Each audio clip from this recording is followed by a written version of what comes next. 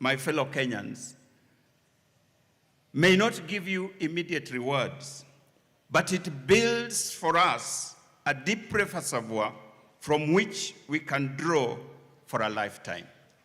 We at the Commission remain committed to implement our mandate impartially, professionally, with full recognition to our national values and principles. It is just the right thing to do, and we are not going to be derailed by those people who want to distract us. I want to call upon our public officers to embrace ethics and integrity in their lifestyles. Please adhere to the national values and principles of governance. Ensure strict compliance with the leadership and integrity requirements and values and principles that guide the public service as is contemplated in our Constitution. It is just the right thing to do. It is not something that is heavy. It will help all of us in the long run. Finally, Creator Murungi said, it is not by accident that Kenya has become the first nation to sign and ratify the convention. I want to fully agree with these words. If it was not by accident that we were the first country on earth to ratify the United Nations Convention Against Corruption, could it be that we can also be the first nation in Africa to defeat corruption? I believe we can. To this end, we want to call upon all of us as stakeholders to unite, to collaborate, and to cooperate in preventing and curbing corrupt and ethical conduct in every place where we find ourselves. We want to call upon the various arms of government and other stakeholders to assist us in this endeavor. Here are some things that we can do towards this great ambition, and some of them have been mentioned by the previous speakers. Number one, we need to address the anti-corruption legal frameworks that sometimes impede the process of fighting corruption and encouraging ethical conduct. We may need to make it difficult for corrupt individuals to ascend to power or to hold public office. This will require that we amend our laws so that when a person is convicted for corrupt practices, they should remain outside, because there are many other clean Kenyans who can actually do those jobs. We need to streamline the roles of the various legal enforcement agencies. And this is, again, will require some legal reforms, amendments in the parliament, so that it is made clear who is doing what. Because sometimes, because of the overlaps that are there, there is confusion, even in the eyes of the public, as to who should be doing what. And sometimes, while you leave it for the other party to do it, the corrupt disappear in between. We need to build the capacity of critical institutions in the fight against corruption through adequate personnel, financial resources, and others. I was very happy to hear, Mheshimiwa, when you said we are going to get double. That's a very good promise, and we look forward. We'll be praying for you as you become our Messiah in Parliament. We need appropriate legal provisions to be made for EACC to prosecute its cases, as is done in Zambia. We recently were hosted the anti-corruption body from Zambia, and we shared notes as to what is happening. In Zambia, when they investigate, they also prosecute, and it makes it more efficient than it is today, so that we can reduce the resources that we spend on corruption cases and the time it takes to conclude these cases. We need to make corruption a measurable performance contracting factor to increase commitment to accountability by all the heads of ministries, counties, departments, and agencies of government. We need to infuse compulsory values and ethics training in our education system so that we raise up a new generation of men and women who embrace values and practice them as a matter of lifestyle. We need to make our academic certificate verifications digitally accessible to employers so that I can easily, as an employer, check the certificates that are being offered to us. Because like our CEO mentioned, our fake certificate issue has become a pandemic. We have just too many cases of people presenting fake certificates at various levels in order to secure jobs, especially in government. And the list of what could be done for us to become the first nation to defeat corruption is endless. We in EACC want to commit ourselves to do our very best to ensure that we become the first nation to tame corruption in Africa. To this end, EACC recently launched a new strategic plan 2023-2028, where we have outlined some of the things that we are going to be doing. In the plan, the Commission will build on its successes and deploy new strategies and approaches guided by the lessons learned from our previous strategic plan. EACC, we commit ourselves to promote ethics, prevent corruption, and at the same time enforce law against offenders with a deliberate focus of a highly influential people and highly valued incidences. We want to make our country a hostile environment for the corrupt. In conclusion, the fight against corruption requires a multi-stakeholder approach. We must work together in preventing and fighting corruption so as to support the government's development agenda and therefore improve the quality of living for our citizens. One British parliamentarian, Edmund Burke, back in 1700s, once said, "When bad men combine, the good must associate, else they will fall one by one, an unpitied sacrifice in a contemptible struggle." In other words, when bad men in our country combine, it is our time as the good men and women of this country to unite and stand against their plans. The same Edmund Burke went on to say, "The only thing necessary for the triumph of evil is for good men to do nothing." As the theme of this day declares, the world united against corruption, I would like to call on all of us to unite against corruption. Let every one of us do whatever is in our ability to defeat this common enemy called corruption. Thank you very much.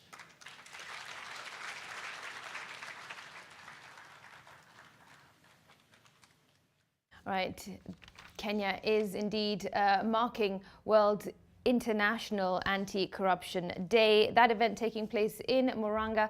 NTV's Sydney Chazima is on the ground and he will bring you a report in our subsequent bulletins tonight. Elsewhere, the Parliamentary Security Committee has told Interior Cabinet Secretary Kithure Kindiki that it will still summon him for more questioning over the dire security situation in the North Rift region. This comes as the committee is on a regional tour within West Pokot and Elgeyo Marakwet counties to assess the security situation along the Kerio Valley. The committee received proposals from locals in troubled areas of Chesegon and Turkwel on the current security instability. The committee's acting chairperson, that's Dido Raso, has faulted Professor Kindiki for failing to deploy the National Police Reservists to West Pokot County while deploying them in Turkana, Elgeyo Marakwet and Samburu counties. The MPs noted that their report will ensure West Pokot County receives enough reservists to help in reducing the insecurity in the area. Shule zitafunguliwa.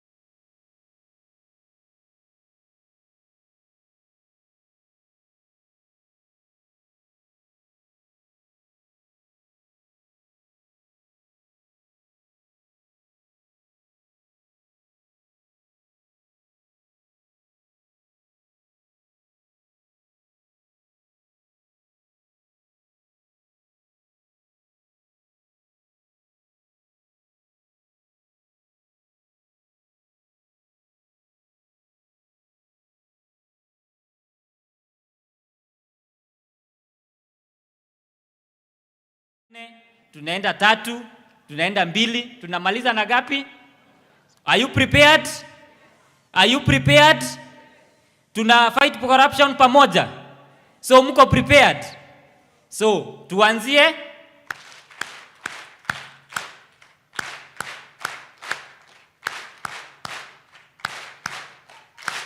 Thank you very much. Mungu awabariki.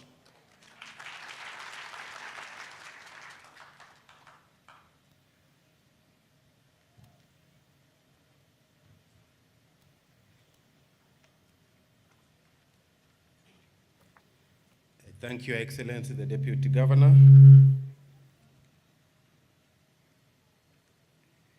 Thank you, Excellency. Now we come to the final phase of this commemoration.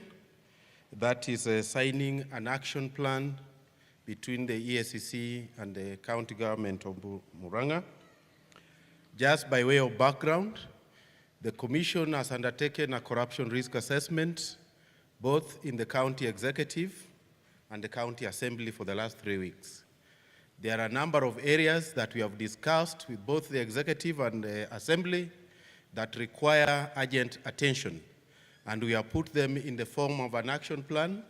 So we'll be requesting the leaders of the both sides to come forward and sign those action plans. So we'll move in this particular order.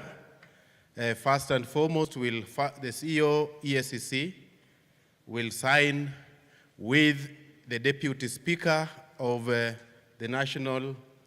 County Assembly, and the clerk should be there to witness. So we'll process to the table next, just here.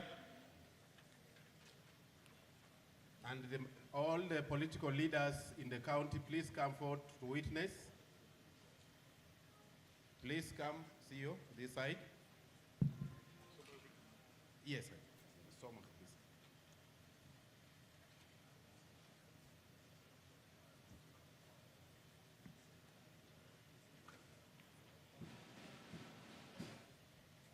Okay, the Public Investment Committee Chair, please come.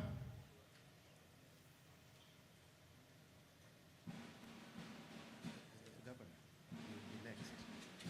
Yeah, so just come this way.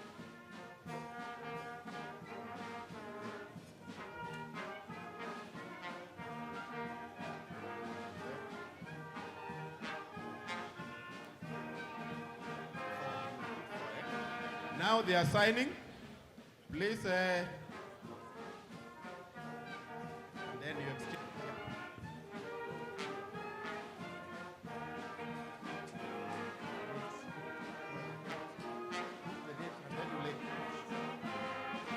Just go cancel. Hiyo ni yako. Yeah, we'll deal with this. Yes. Yeah, sign is wrong place to sign here. Put it folder. Yeah, in the folder, and we'll sign at the exchange. Sign at the exchange.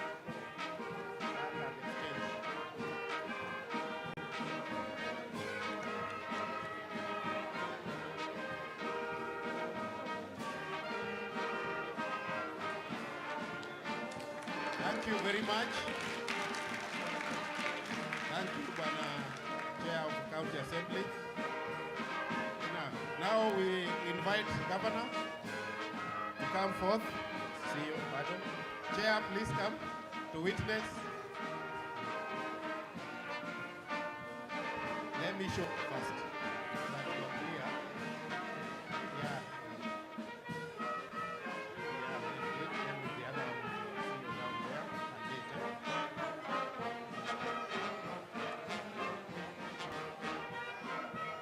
Then we exchange.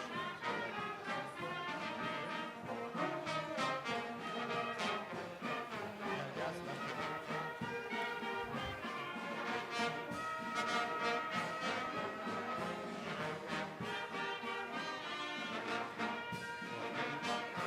The folder you exchange,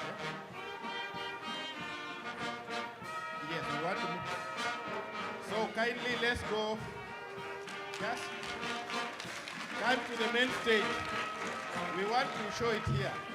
So kujeni pale mbele tutazionyesha pale. Commissioners, please join us.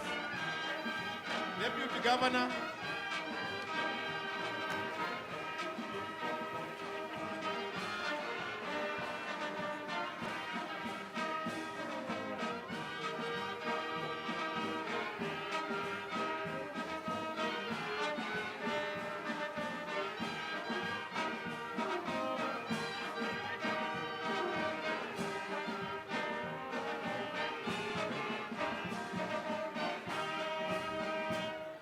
Thank you very much.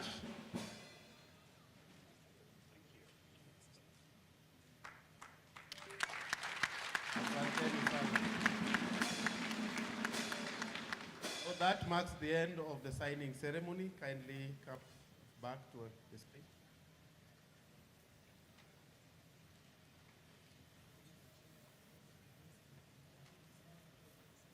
Yes.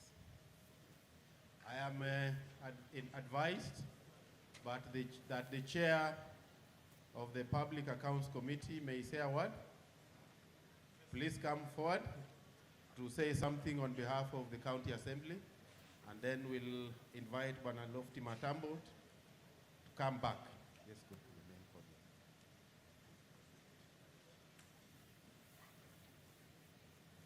podium. Good afternoon, everyone. My name is Alex Ndunda, MCA Idhanga, and also the Chair, Public Investments and Accounts Committee, Murang'a County Assembly. I must say that today I'm happy to be part of this big occasion whereby we are celebrating World International Anti-Corruption Day. Na niseme kwa Kiswahili kwamba sisi